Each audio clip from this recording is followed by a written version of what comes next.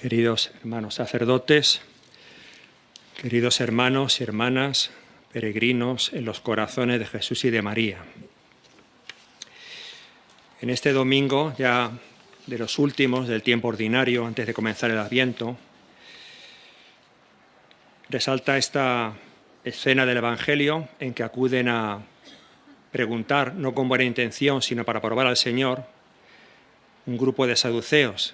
Eran también judíos de aquel tiempo, pero ni siquiera creían, eran muy materialistas, ¿no? Y por supuesto desechaban la resurrección, lo veían como imposible. Y por eso la pregunta que le hacen al maestro, pues es una pregunta sin fuerza, ¿no? Sin contenido, sin argumento, ¿no?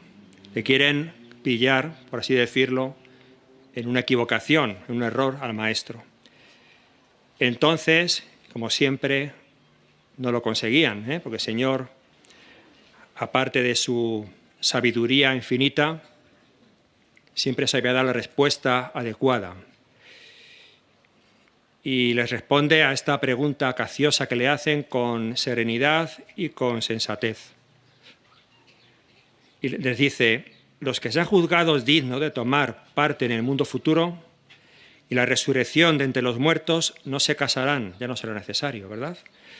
Ni ellas serán dadas en matrimonio, pues ya no pueden morir, ya que son como ángeles y son hijos de Dios. Y reafirma la verdad de la resurrección, que entonces pocos la tenían clara.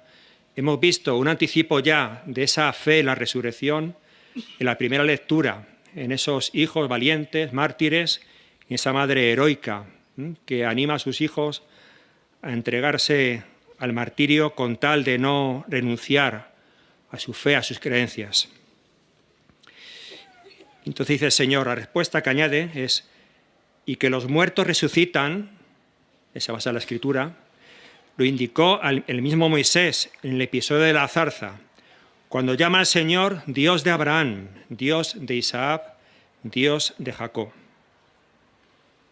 Yo diría que podemos extraer de este Evangelio, de este pasaje del Evangelio de San Lucas, 3 enseñanzas, entre otras. La primera, que la vida tal como la vivimos en la tierra será totalmente distinta y diferente a la otra vida, a la vida definitiva, a la vida verdadera,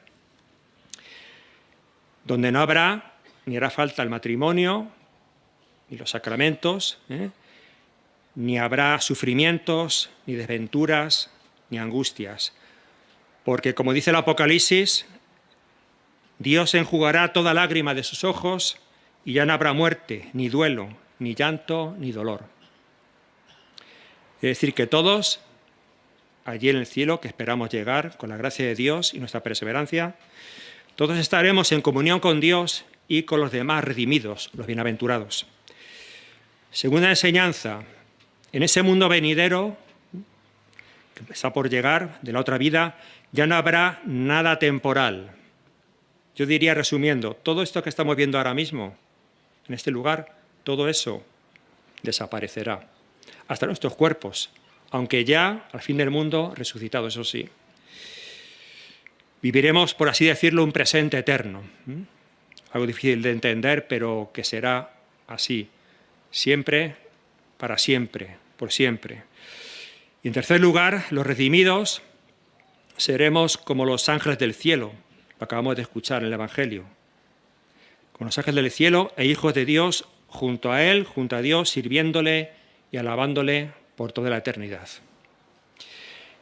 Y en el mismo Evangelio, y en este contenido de hoy, esta doctrina, hay algo importante que quiero terminar resaltando. Es la resurrección de la carne, que además tiene relación tanto con la primera lectura como con el Evangelio. Esa resurrección en la cual no querían los saduceos, y que nosotros reafirmamos cada vez que rezamos el credo, creo en la resurrección de la carne, decimos, o de los muertos, que es lo mismo, ¿no?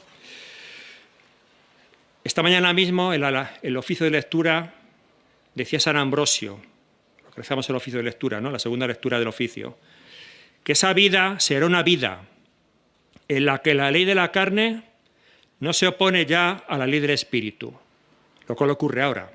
Tenemos carne y espíritu, carne y alma, pasiones y la lucha contra las pasiones. Es una lucha constante y titánica, ¿verdad? Pero que con la gracia de Dios se puede vencer. ¿Cómo serán esos cuerpos resucitados? ¿Verdad? ¿Alguna vez lo habéis preguntado? Pues a esto lo ha respondido la Iglesia a través de los siglos. Concretamente, que yo sepa, en 2 catecismos clásicos.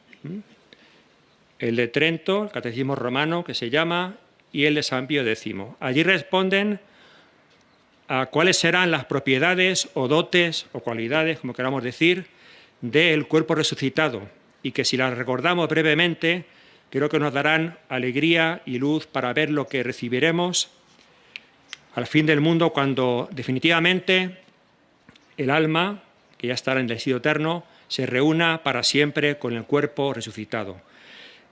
Esos cuerpos tendrán claridad. Primero, ¿qué quiere decir eso? Que brillarán a semejanza del sol o de las estrellas. Tendrán, por así compararlo, como luz propia. Agilidad. Lo que ahora no podemos hacer, ahora nos desplazamos, por mucho que corra uno, ¿verdad? Pues tarda un tiempo en llegar a otro sitio, pues entonces no. Podrán trasladarse esos cuerpos en un instante de un lugar a otro, de la tierra al cielo. Así lo dice ese catecismo romano. La sutileza, ¿qué significa eso? Pues que podrán traspasar cualquier cuerpo, como lo hizo Jesucristo resucitado cuando pasó al cenáculo y se puso delante de los apóstoles. En cuarto lugar, la cuarta propiedad o dote del cuerpo resucitado, la impasibilidad, es decir, que no le afectará ya ni males, ni enfermedades, ni dolores de ningún tipo.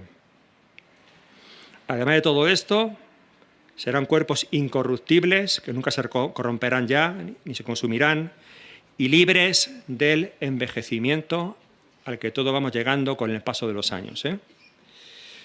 Solamente la Virgen Santísima, podemos decir que ella tuvo años, aumentó en años su vida temporal, pero probablemente, si lo hizo alguna revelación, esto no es doctrina de la Iglesia, pero probablemente, y con alguna revelación apoyados en ellas, que puede ser cierta, como aquí por ejemplo, su aspecto físico no envejeció, porque no tenía pecado original y porque no cometió ningún pecado personal. Por tanto, tiene sentido que fuera así. Bueno, para terminar, a este propósito acabamos de decir un ejemplo que es bonito, sencillo y yo diría que hasta lleno de ingenuidad por parte de Luz Amparo. Una vez ocurrió lo siguiente. En una visión está contemplando a Jesús, al Señor y a la Virgen Santísima. Y dice lo siguiente ella, en ese momento de éxtasis. ¡Ay, pero yo no dejo de ver lo guapa que estás! Dice la Virgen, ¿no? Y luego dice al Señor, ¡ay, y si tú qué guapo que estás! Te lo diré siempre porque aunque pasen los años, tú igual, y los demás aquí nos estamos arrugando, dice ella, ¿no? Con esa sencillez expresa lo que en ese momento pues, le sale del corazón a ver la belleza indescriptible de Jesucristo y de su madre y madre nuestra, la Virgen María. Y le responde, esto es lo que quiero añadir, porque es importante y conforme a la doctrina que acabamos de recordar. Le responde el Señor, un cuerpo glorioso nunca envejecerá, hija mía. Así es lo que acabamos de decir, ¿verdad? El cuerpo glorioso nunca envejecerá y tendrá esas propiedades o dotes que hemos dicho, que son la claridad, agilidad, sutileza e impasibilidad. Para terminar, no quiero dejar de recordar que hoy, en este mes y en este año, se cumplen 25 años desde que los peregrinos, hermanos portugueses, vienen a Portugal mes tras mes, salvo el tiempo de la pandemia, ¿no? Una temporada que no se pudo, no solo de Portugal, sino de España mismo, pues han perseverado y han vuelto a retomar fuerza, yo diría, para acudir a este lugar de gracias y bendiciones, que es Prado Nuevo, y que tanto testimonio han dado de conversiones, de curaciones del alma sobre todo, también del cuerpo, y que pedimos por ellos, por las vocaciones que han surgido igualmente, de estas peregrinaciones, para que perseveren como nosotros en este amor y devoción a la Virgen de los Dolores del Escorial.